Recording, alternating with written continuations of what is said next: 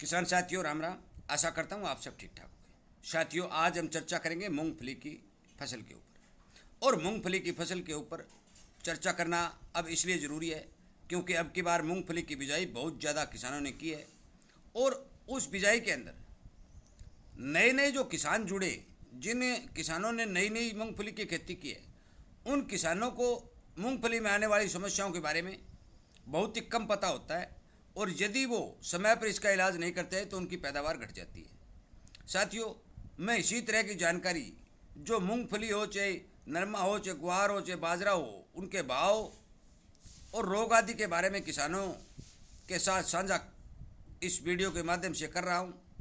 और आपसे विनय निवेदन करता हूँ कि आप यदि इसी तरह की जानकारी पाना चाहते हैं तो आप इस चैनल के साथ जुड़ें, सब्सक्राइब करें, इसके सामने वाली घंटी का बटन दबाएं ताकि आपको तुरंत वीडियो मिल सके। तुरंत वीडियो मिलने की बात मैं इसलिए कह रहा हूँ कि यदि आज मूंगफली हो, जो नरमा हो, जो जो भी फसल है उसमें जो काम करना है वो, यदि आपको ये वीडियो 20 दिन बाद में मिलेगा तो वो काम 20 दिन बाद में करेंगे, जिसका रिजल्ट कम आएगा। इसलिए जिस समय जो कार्य करना होता है उस फसल में यदि वो कार्य किया जाता है तो वो फसल अच्छी रहती है और रोग आदि से बचती रहती है।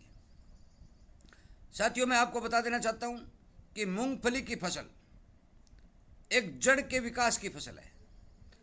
मूंगफली की जड़ का जितना ज़्यादा विकास होगा, पैदावार उतनी ज़्यादा होगी।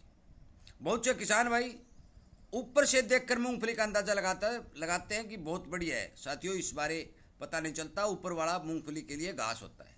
वो पत्ते भोजन बना बना कर जड़ तक भेजते हैं और जड़ का विकास करते रहते हैं।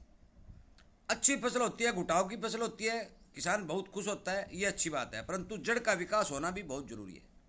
और जड़ का विकास करने के लिए हमें दो तीन चीज़ों की विशेष तौर पर ध्यान रखनी पड़ती है। और यदि उन दोनों तीनों चीज़ों की हम ध्यान रखेंगे तो आप मान के चलो कि मूंगफली की फसल है जो अच्छी पैदावार देगी।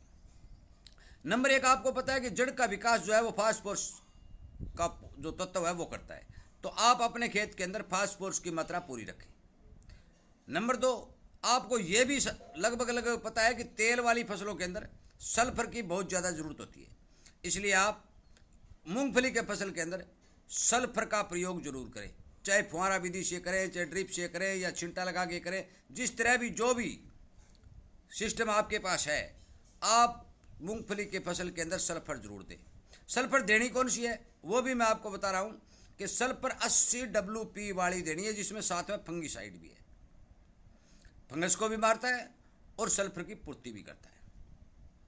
साथियों, इस बारे एक बात मैं और बता देना चाहता हूँ कि मूंगफली की जड़ के अंदर फंगस का अटैक बहुत ज़्यादा होता है। और उस फंगस को रोकने के लिए हमारे पास दो तरीके हैं। जो मर्जी तरीका आप अपनाएंगे दोनों ही फायदेमंद हैं। सबसे पहले हम रासायनिक तरीके की बात करते हैं। रासायनिक तरीका है कि आप कार्बोडिजम 50 WP का इस्तेमाल कीजिए। 500 ग्राम प्रति एकड़ के हिसाब से, यदि स्प्रे करते हैं तो 250 ग्राम प्रति एकड़ के हिसाब से। ये प्रभावी रूप से फंगस को कंट्रोल करेगा। बाजार के अंदर हर तरह के फंगीसाइड आपको मिलेंगे, परंतु आप जितने जो भी करना है कर लीजिए, परंतु इस फंगस का कतई कोई मुकाबला नहीं होगा जो मैं कार्बोडिजम 50 WP बता रहा हूँ। ये पुराना भी है और असरदार भी है।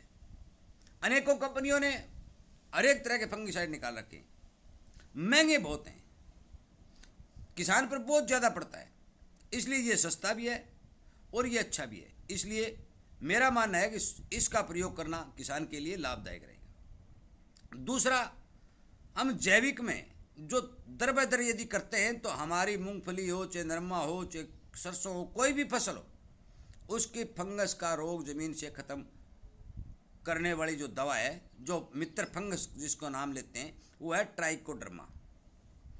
ट्राइकोडर्मा का इस्तेमाल यदि आप करेंगे, लगातार 3-4 फसल में करेंगे, समय पर करेंगे, तो आपको बहुत अच्छे रिजल्ट देखने को मिलेंगे। और साथियों, मैं बता दूं कि ट्राइकोडर्मा का विकास मूंगफली के लिए विशेष तौर पर किया गया था।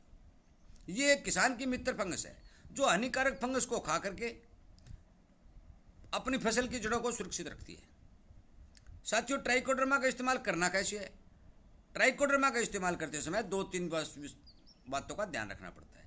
एक तो सबसे पहले ट्राइकोडर्मा नया होना चाहिए, 1-1.5 महीने पुराना है तो कोई दिक्कत नहीं, ज़्यादा पुराना ट्राइकोडर्मा काम नहीं करेगा। दूसरा, ट्राइकोडर्मा को मल्टीप्लाई करके खेत में डालना लाभदायक होता है। मल्टीप्लाई किस चीज़ में करो? या तो गुड़ में करो, गुड़ के पानी के अंदर आप लिक्विड ट्राइकोडर्मा लेकर उसको मल्टीप्लाई करके ज़मीन में चला सकते हैं। और यदि आप पाउडर वाला ट्राइकोडर्मा लेते हो तो उसको गड़ी सड़ी ठंडी गोबर की खाद के अंदर 10-12 दिन तक भिगो कर रखने के बाद उसका बरसात के समय या पानी लगाते समय शाम के समय छिट्टा लगाना लाभदायक रहेगा। साथियों, इसमें सावधानी ये है कि यदि आप धूप में या गर्म जमीन में इसका प्रयोग करेंगे तो इसके अंदर जो मित्र फंगस है वो मर जाएगी। इसलिए कोई भी जैविक बायो आज जिस पर लिखा है, आप ये मान के चलो बायो जो लिखा है नहीं जिस पर है, उसका प्रयोग करना बहुत कठिन है। बिना जानकार के यदि उसका प्रयोग करता है तो रिजल्ट 0, पैसे लग जाते हैं। रासायनिक में ऐसा नहीं है। रासायनिक में आप जब मर्जी प्रयोग कर सकते हो, उसका रिजल्ट आएगा यदि ओरिजिनल है। तो नकली है तो उसका कहना क्या है। जब मैं ये बात बता देना चाहता हूँ, जैविक का कोई भी हो, चाहे ट्राइकोडर्मा हो, सुडोमोनास हो या और कोई किसी प्रकार का स्प्रे आप करते हो तो उसके बारे में पूरी सावधानी और समय का ध्यान रखना बहुत जरूरी है। इसलिए आप ट्राइकोडर्मा का भी इस्तेमाल कर सकते हो और कार्बोडिज्म का भी कर सकते हो। ट्राइकोडर्मा का लगातार आप इस्तेमाल करते रहेंगे तो आपके खेत की फंगस जो है, हानिकारक फंगस है, जो खत्म हो जाएगी। साथियों, मैं आपको बता देना चाहता हूँ कि पूरे भारत के अंदर ऐसा कोई क्षेत्र नहीं है जिस जमीन के अंदर फंगस नहीं है। ऊपर की बीमारी कम है, जड़ की बीमारी ज़्यादा है, और इन्हें कंट्रोल करने के लिए हमें बार बार फंगिसाइड का प्रयोग करना पड़ेगा और करना भी चाहिए। मैं आपको बता देना चाहता हूँ कि जिन जिन किसान भाइयों के मूंगफली की फसल सही खड़ी है, ठीक बात है, वो उसमें निगरानी रखें।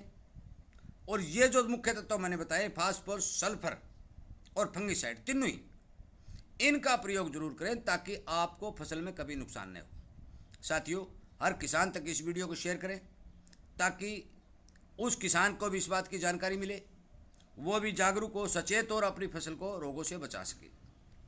ये तीनों ही उपाय बेहद सस्ते भी हैं और आप आराम से कर भी सकते हैं। इसलिए जिन जिन किसान भाइयों के मूंगफली की बिजाई की हुई है वो इस बात का ध्यान रखें, मूंगफली की जड़ का ज़्यादा से ज़्यादा विकास करें ताकि प्रोडक्शन पूरा निकले। सल्फर जरूर डालें साथियों, तेल वाली फसलों के अंदर सल्फर की बहुतायत जरूरत होती है, इसलिए सल्फर का प्रयोग जरूर करें।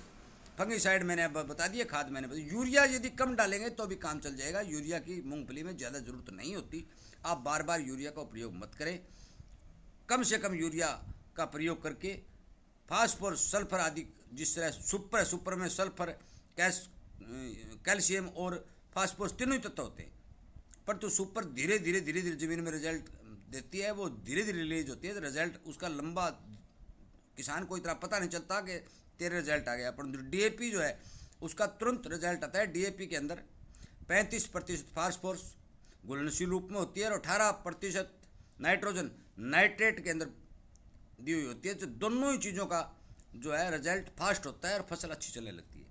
साथियों, वीडियो सुनने के लिए, चैनल को प्यार देने के लिए और ज़्यादा से ज़्यादा किसानों तक वीडियो को शेयर करने के लिए आपका बहुत बहुत धन्यवाद।